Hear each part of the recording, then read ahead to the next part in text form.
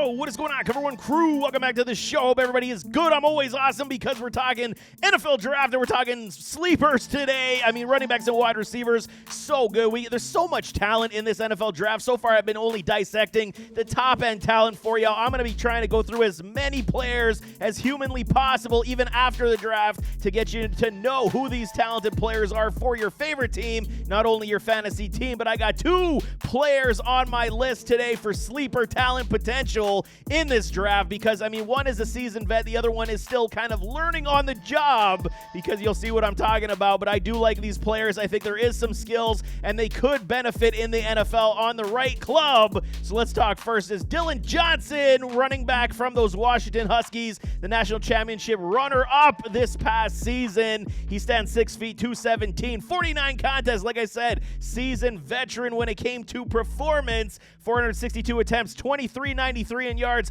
5.2 on the average is not terrible, 27 touchdowns. He added a nice 173 receptions for 1054, 6.1 on his average, and only one TD scored on the receiving end. But you see what I'm saying? There is some dual back threat ability in this man as we see statistically. He is good enough to be trusted and leaned upon in somebody's backfield. There is no question in my mind. His best season was in 2023 as he transferred to these Huskies, played in those 14 games, almost 1,200 yards, 16 rushing TDs, only 24 receptions for 190, 0 touchdowns. So they didn't need to utilize him as much in the receiving game with the Huskies because they had guys like Roma Dunze, McMillan, Polk. They didn't necessarily need to utilize Dillon Johnson in the run game, but he is definitely that good. Positives on the trend for this man. Like I said, transferred over from Mississippi State to Washington. Stroke of genius for this man. Absolutely elevated his stat lines a little bit more, especially in the run game.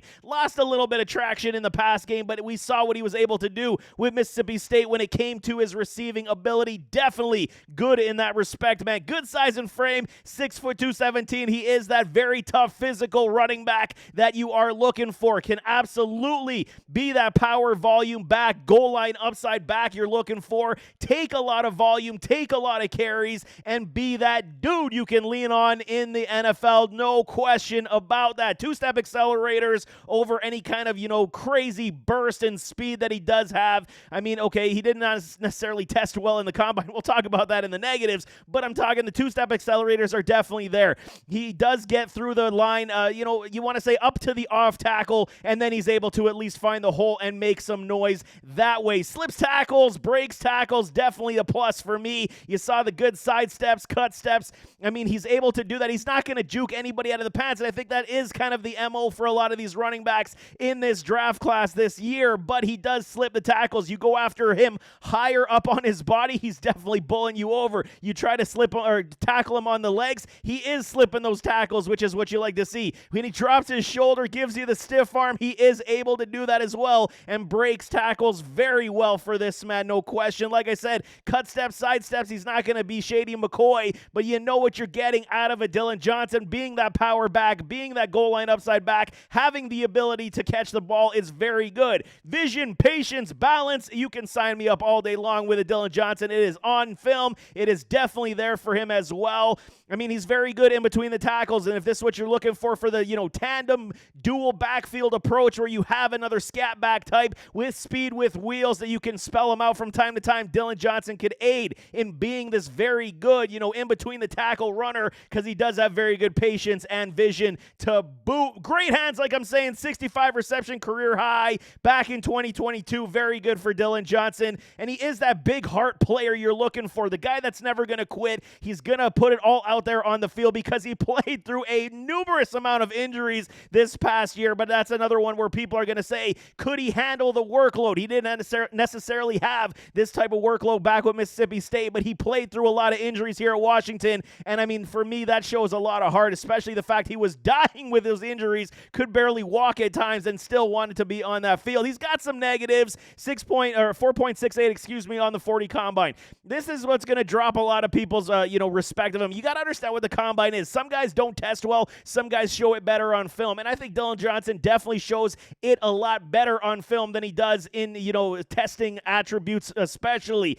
He's not slow by any stretch of the imagination, but he's not a burner, and you're going to see that, man. He loses speed as he gets downfield. You see it. There is no home run ability in this man at this point, and I mean, he's never really going to get there, especially playing almost 50 games. You know you're not getting yourself a field burner, but if you need somebody to carry 230, 250 attempts from the backfield and catch a bunch of passes, this is the guy you're looking for, man. Not much burst, and I mean, we got to be real about it. If we're talking about a running back like this, he does not have a lot of burst. It is the two-step, three-step accelerators that you do see where he is attempting to get past the linebackers and then go into the open field. He's not going to burst you and be like, wow, he's shot out of a cannon, just not part of his game. Limited juke and shake, like I'm saying. There are good plant steps and cut steps for him to at least evade tacklers, but he's not going to wow you with the highlight reel of making and evading would-be tacklers. The outside speed is a concern for me. To get to the edge on the outside runs, he may not be able to do this as consistently in the NFL because that burst isn't there. Takes him a little get-up speed to try to get to full, and I mean, then he goes after that. But I mean, outside speed definitely limited for me. He takes a ton of punishment. It is a big problem. I mean, especially a guy that's this big, 6 foot, he's initiating contact a lot of the time. So you got to understand, he could continue to see injuries down the line, which is a concern. Injury history, I mean, it was a very vast injury history this past year, years prior as well. Knees, ankles, shoulders. He is a full laundry list of injury history for a Dillon Johnson. But like I said, big heart. He's going to play injured, and he's going to try to be on the field all the time. Open field awareness is absolutely average for me right now, where he is only initiating contact rather than trying to make the moves around his defenders. But there is opportunities. We have seen him move around guys, which is very good. Projected round of the draft, where I see him going anywhere from round 6 to round 7. You're hearing a lot of rumblings. Could be round 4 all the way to undrafted rookie free agent. I think it's probably a surer bet that he's around round 6, round 7 to potentially undrafted rookie free agent, but he is a good one. No question, man. Good 6-year NFL career could be on the docket with a Dillon Johnson. Next one is Luke McCaffrey, wide receiver. And I'm telling y'all, I wasn't necessarily keen on this man until I went and looked at his film, because there is some, issues in his game, and I'll talk about that in his positives for sure, man. 6'2", 198, good stature. You want to see, man, over 6'2". I mean, that's great. He is a little bit lean on the frame at 198, but he can absolutely build in that in the NFL pro weight room, no question. He played in 44 contests, 131 receptions, 1732 in yards, 13.2 on the average, and 19 receiving touchdowns. And this will make you actually impressed when I tell you why. If you don't know, his best season was with Rice in 2023, 71 receptions, almost 1,000 yards, 8 yards short of 1,000, man. That's too bad he never cracked it. 14 on the average and 13 touchdowns. So he is a work in progress. Why? Because he is a former quarterback converted to a wide receiver. If y'all didn't know, he played quarterback with Nebraska and Rice as well, and then he transferred over to be a wide receiver converted, and he's learning on the job, and he's doing extremely well. Yes, he is the brother of Christian McCaffrey, if you guys don't know that as well. So, I mean, the bloodlines are definitely there from his pops, from his brother, and he does showcase the fact that he's learning extremely quickly on the fly.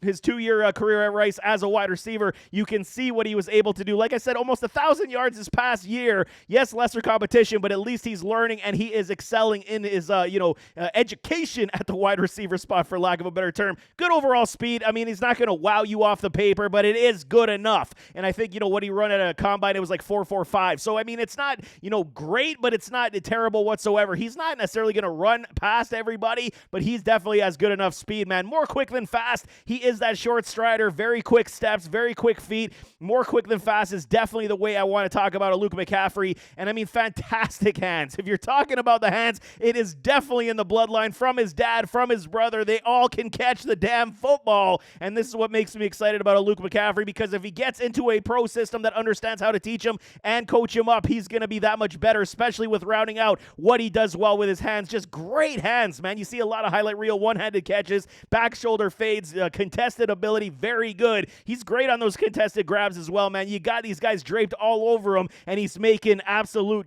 gem grabs in the open field, man.